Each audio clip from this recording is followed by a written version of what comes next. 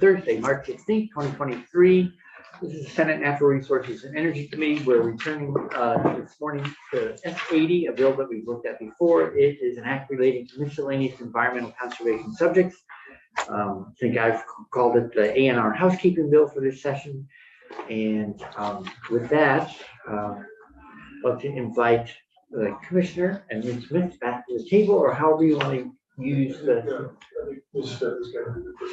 Great. So I think since your last visit, Mr. Brady's made done some revision. So we'd love to hear your presentation and then walk through changes in the bill to hear what ANR is proposing. Sure. For new language. Thank you. And for the record, my name is Hannah Smith. I'm an attorney with the Department of Environmental Conservation. We prepared for this round of walking through the bill, a high-level overview of this. What was initially called proposed technical corrections is now more of a housekeeping bill, but it walks through some of the issues we're trying to address and how we're proposing to address them. Great. If you guys want copies of this, Okay, thank you. and printed them. Thank you. And just for anyone who's following remotely, so that we'll be talking about draft number 1.1 of S80. It's time and date stamp 2/23, 2/22/23, 4:49 p.m. Yes. Thank you. All right. Down, if you could take one, pass it on. And I will attempt not to be too repetitive from what we've already walked through just for the sake of time, but I'm happy to answer any questions as they come up. The majority of the draft that you have actually should have the changes from the last version highlighted still. Yep. So we can focus on those, but just to provide an overview, the first section of the bill pushes back reporting and rulemaking deadlines for the dam safety program. The second section, section 3 on page 2, revises the definition of public waters consistent with the current definition in the Lakeshore Protection section of statute.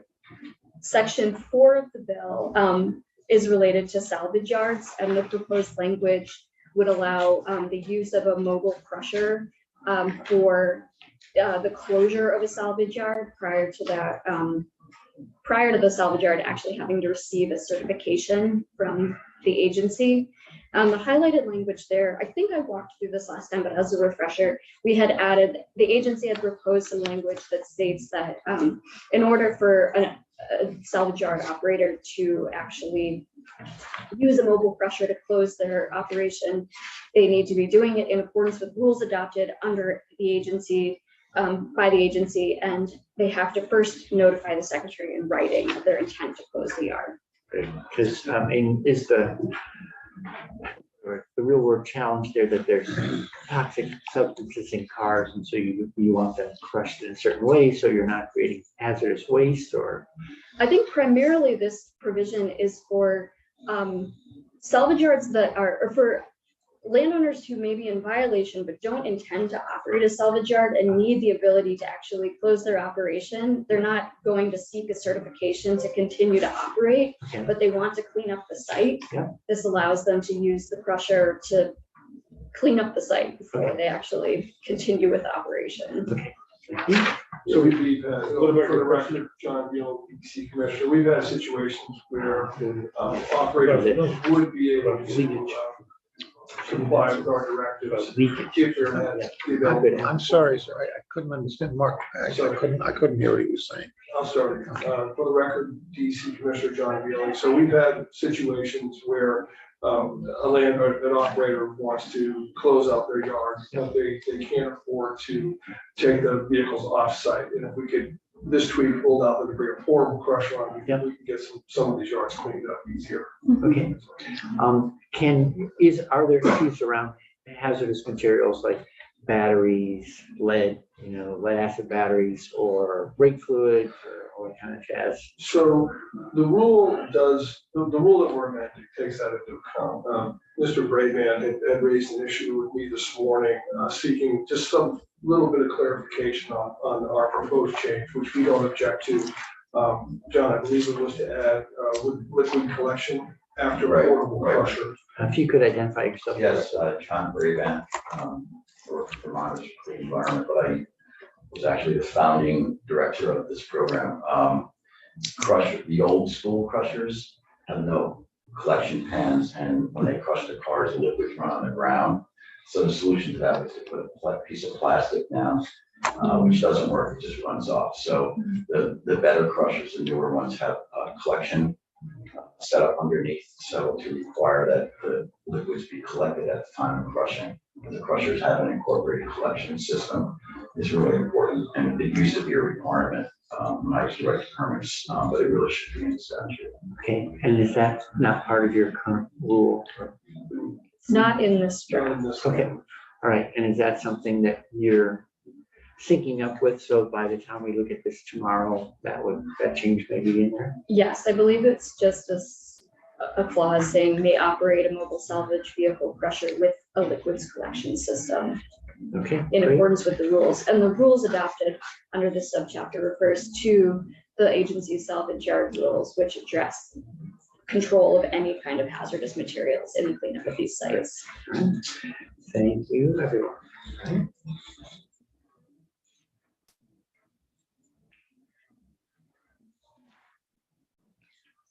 The next section 5, this is the middle of page 3, relates to the revolving loan funds administered by the agency, and there are no changes from the last version of the bill in this section.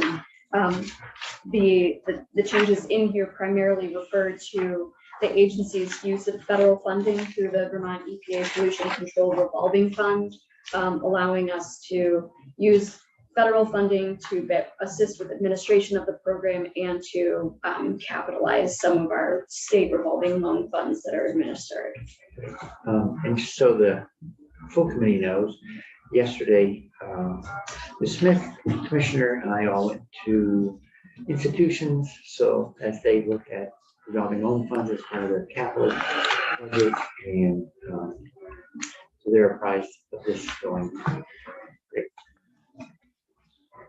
It also, continuing through the same section, again, no changes in the last draft, but on page 9, it allows the federal funding again to be used to assist with the replacement of failing wastewater systems. And most of the changes from the bottom of page 9 into page 10 are just consistency with federal requirements associated with administering federal loan funding. A new section that begins on the bottom of page 11. And I think that we may have briefly discussed this the last time Casey was here, but currently the agency is able to accept loan applications for clean water projects from private entities. And that language is set to sunset pursuant to Act number 185 of 2018. The request from the agency is to repeal that sunset provision to allow us to continue to accept applications from private entities. The agency, the Water Investment Division that administers the funds have reviewed the applications they've gotten. And my understanding is the concern was there may be some, if we're accepting applications from private entities, there may be some limitation on municipalities receiving funding, and that has not been an issue. I do have additional information that I can provide the committee about the projects that have been funded over the last few years. It's not part of the packet here, but there's a list of clean water funded projects that have been undertaken primarily by the private entities, are mostly nonprofits. It's land trusts that are implementing clean water projects on land that they control. Okay, great. Well, I know that as part of the ongoing clean water work in here, we've ended up trying to make sure that funding was available to who rely on a lot of partners. It's not just the state doing the work, and people may not realize the extent to which we have volunteers as well as nonprofits out there Mhm. helping us. Okay, thank you. Is that repeal of the sunset addressed by the language here? Yes, But, okay, so that it becomes permanent law as opposed to it was, what was going to be sunsetted is now presented in this and it becomes permanent law. right, it would be, I believe it would be an update to the session law from that session, but it would prevent that language from being implemented. Okay, The change itself, as proposed, is not a change to existing statutory language, rather it's just a repeal of the sunset that's currently in the session law from 2018. okay. So since I'm catching up a little bit here, can you point out where that happened? Sometimes it's like when it's like a red flag when I hear about sunsets and repeal of sunsets or sunrises, all these sort of handoffs, they're worth keeping an eye on.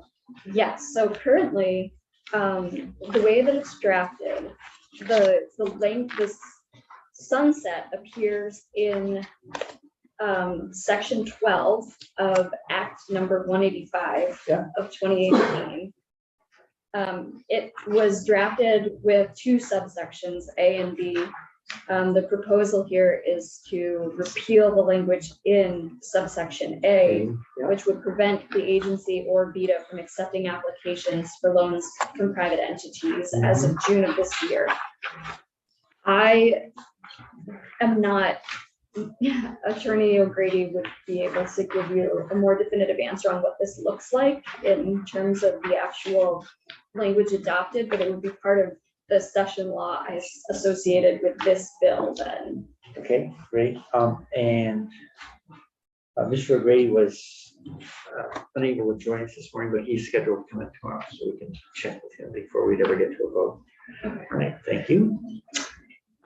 The next section, section 8, that begins the middle of page 12, is related to clean water reporting. And this, again, this actually is not changed from the last draft that you reviewed. It points to fiscal year for reporting requirements rather than calendar year, just to be consistent with our other reporting requirements. And it pushes back. There's a deadline for a summary of grant programs established under Act 76. It pushes the deadline for providing that report from 2023 back to 2024. The reason for that is that we actually start collecting the data this year. So it makes sense to have a reporting requirement next year so we can summarize it. Section 7, again, no changes. This pushes back the date for recommendations on nutrient credit trading. The report has actually already been prepared. I think I mentioned this last time, but the next step is approval by the Clean Water Board, and we've not been we've not gotten on the Clean Water Board's agenda yet with this report. So we're asking for the extension just to give us some leeway to make sure that that's reviewed before we provide the report to the legislature.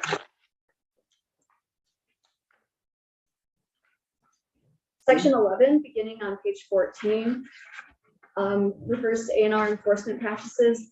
We did discuss this the last time. These are provisions throughout statute that actually authorize specific penalties to be assessed associated with various violations. And for consistency with our enforcement protocol, we're proposing to strike these one-off penalties and instead refer generally to the agency's enforcement authority under Chapter 201 of Title 10, which then provides reference to both our administrative penalty assessment and our civil citation authority. So you incorporate by reference one place and do it there as opposed to ad hoc bill by bill. Right, and having just a consistent penalty assessment for all violations that we enforce. Okay. The one change that I do want to highlight under section 13 starts the line 19 of page 14. This is a penalty associated with, this is actually implicates municipal authority as well. And so we've changed the first sentence to say that a person who violates the subchapter shall be fined by the legislative body, which in this section refers to the municipal legislative body. And then the $5 and the $50 are the penalties they can assess. And then the agency's violation would comport with the requirements of our enforcement authority under chapter 201. Can you give just so understand what goes on in the real world? When is it that someone might see a municipal penalty as well as an ARR penalty? Like what kinds of things make that happen? This provision refers specifically, I believe it's salvage yard cleanup, and I apologize, I would have to double check. It would be rare that both authorities would be pursuing the same penalty. But we didn't want to interfere with the municipal authority to assess a penalty in this case. I can double check what that provision refers to. Thanks. It's a lot of. There's a little voice in my head that says, we're on the floor, we're explaining the bill, and someone says, when would you ever have both a municipal penalty and an ARR penalty? So trying to anticipate the question that probably will never come. I will clarify that for you. Thanks.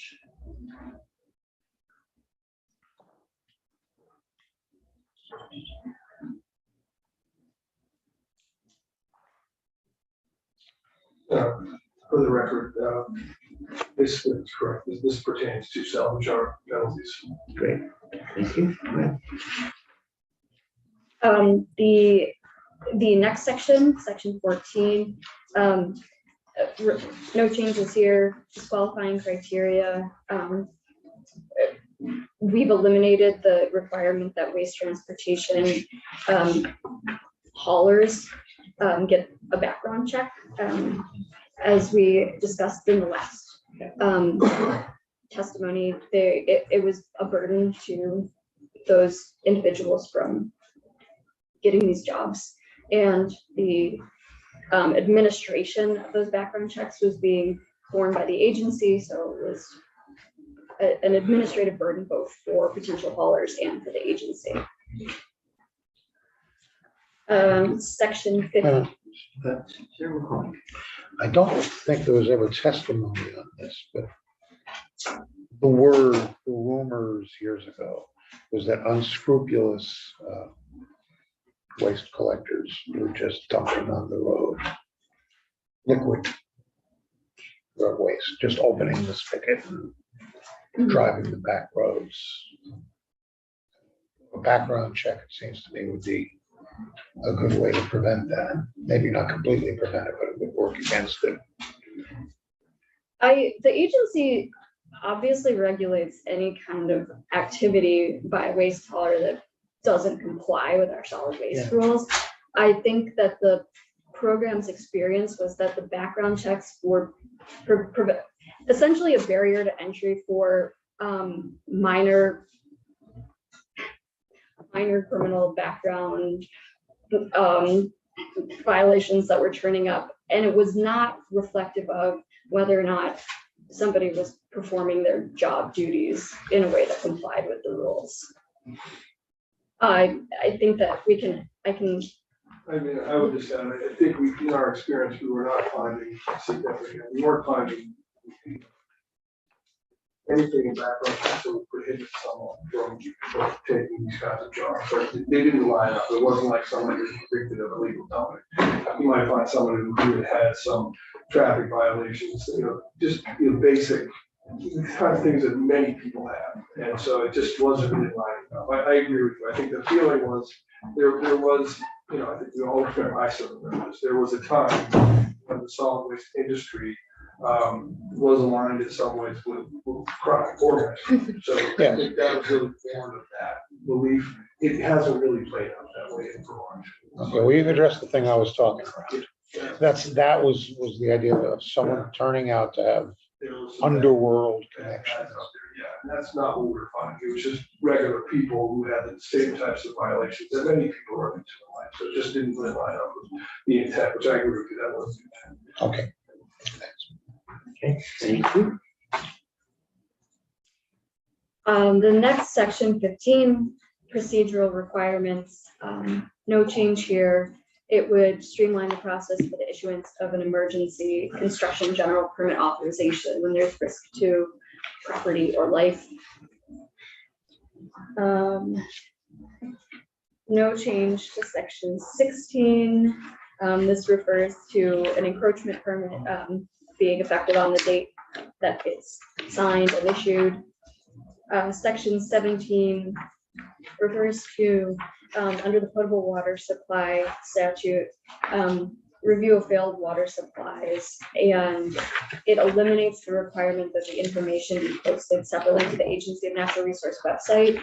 A question came up in testimony last time whether this information is available to the public if it's not posted to the website, and it is.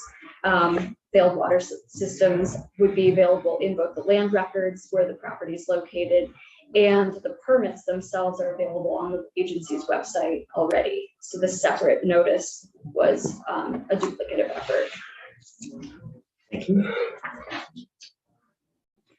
Beginning on the middle of page 18, this is language that amends the petroleum cleanup fund, and it was added to this bill. It was previously proposed in a separate bill, H229, and it was added here as a more appropriate location, given that this is a miscellaneous DEC subjects bill.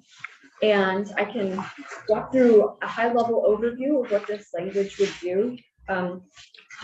Essentially, the PCF, the Petroleum Cleanup Fund Advisory Committee, made several of the recommendations proposed here, including raising the $25,000 coverage cap for above ground storage tank releases. That cap hadn't been changed since the 90s, and cleanup of releases from those systems were becoming untenable. There's also the recommendation to raise the limit on tank replacement assistance grants for low-income Vermonters in response to inflation.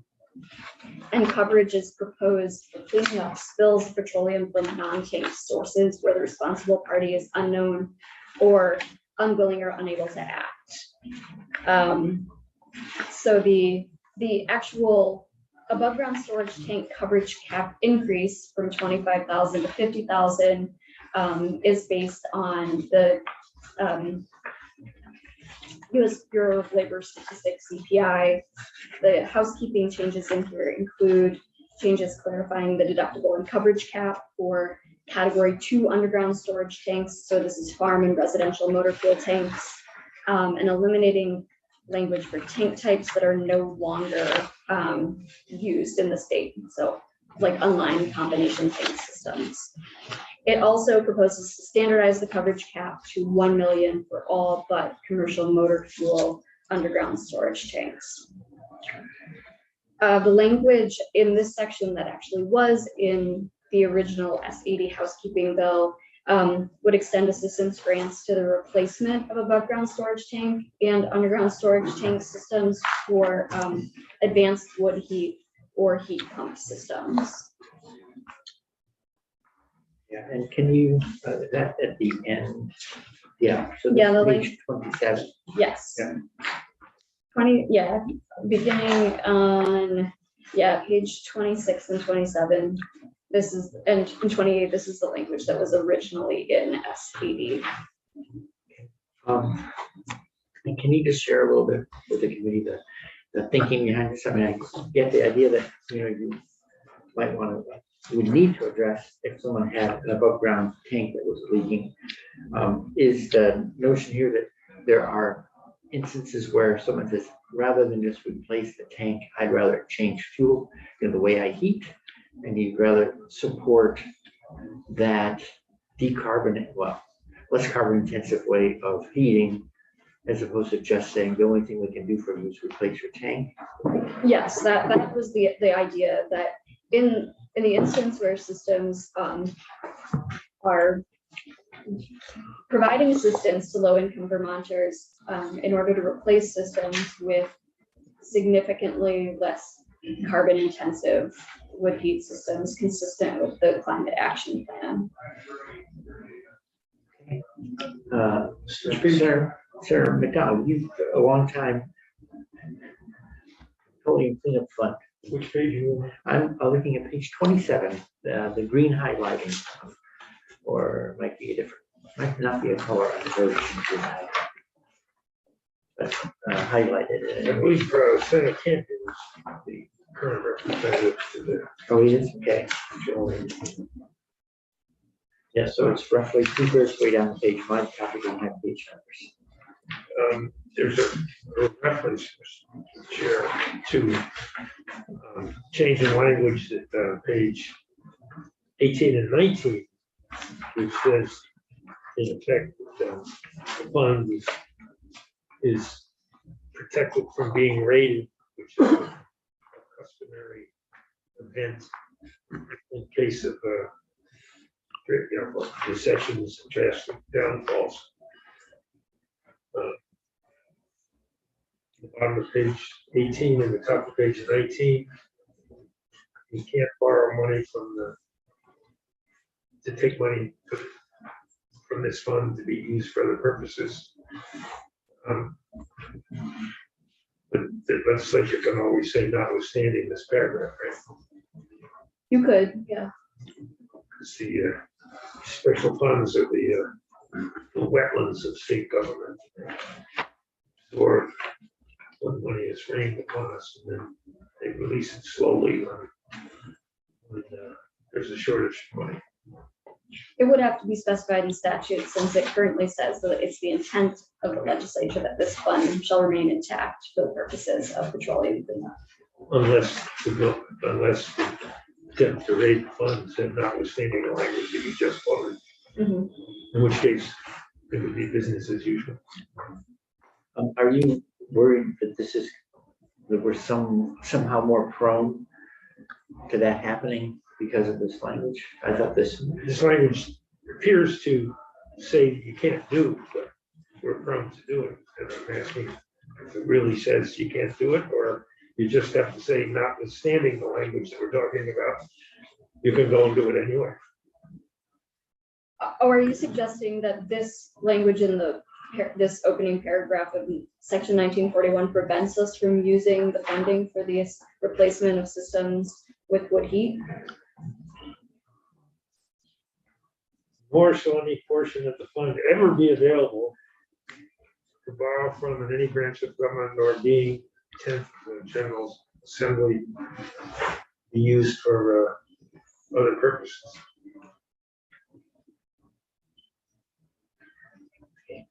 I believe that the replacement of a failed system with a system used in order to prevent additional failure or contamination, use of the funds to replace that system with a wood heat system would be consistent with the intent of the legislature here. and this is current language, right? Yes, There's no change, right. It's highlighted because it wasn't previously in S80. right? But there's no change proposed to the language that starts middle of page 18. Thank you. So there's no change in Right, that's correct.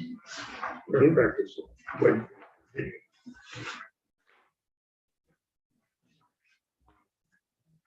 All right, so for my copy, I'm as far as the wood heat system that we just talked about. My version is it's page 27, but wherever we're up there in that neighborhood. Then right after that, there's some revisions of figures. Is that like in inflation adjustments, something like that? Yes, just the raising of grant assistance, raising it from 3,000 to 4,000, minor increases to attempt to keep up with inflation. And that is the last section. Right. And on my version 29, there's new language in sub 3 and sub 4 with or system replacement. So we just say a little bit about why we're talking about system replacement, and we didn't used to talk about system replacement. Sure, because previously the funds were dispersed for the removal or upgrade of a tank system. Yeah. And this is actually now referring to replacement with a wood heat or heat pump system. Okay, great. Just dotting the i's, crossing the t's. Okay. Thank you. We'll have Mr. O'Grady with us tomorrow as well, just to make sure that we're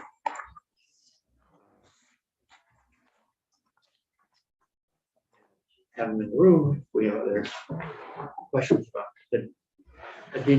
Did he do some of the drafting, or is this mostly you sent over drafting? No, Mike did most of this drafting, Okay. and then I reviewed it just to make sure that we hadn't missed anything. Sure.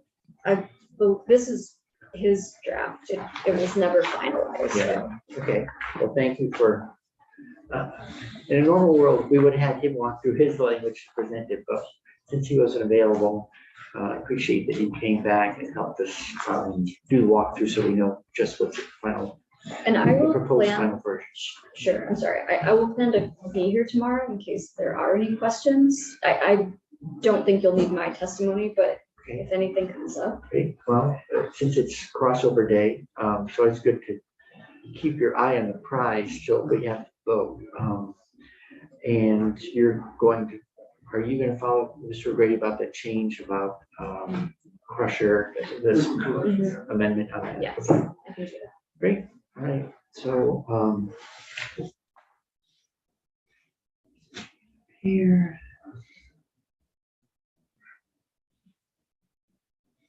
Okay, so I'll loop back and for Mr. O'Grady, make sure that we have an next draft in votable shape for tomorrow. Any committee questions for Smith and Commissioner Beal? Okay, well, thanks so much for coming back, helping us keep this thing moving, Yes. and we'll see you tomorrow. Thank you for your time. All right. And thanks for your flexibility in pushing back our start time. No problem. With that committee, having done such fine work, we're actually finished 14 minutes early. Good. I don't know what you'll do with an extra 14 minutes. in your I am day.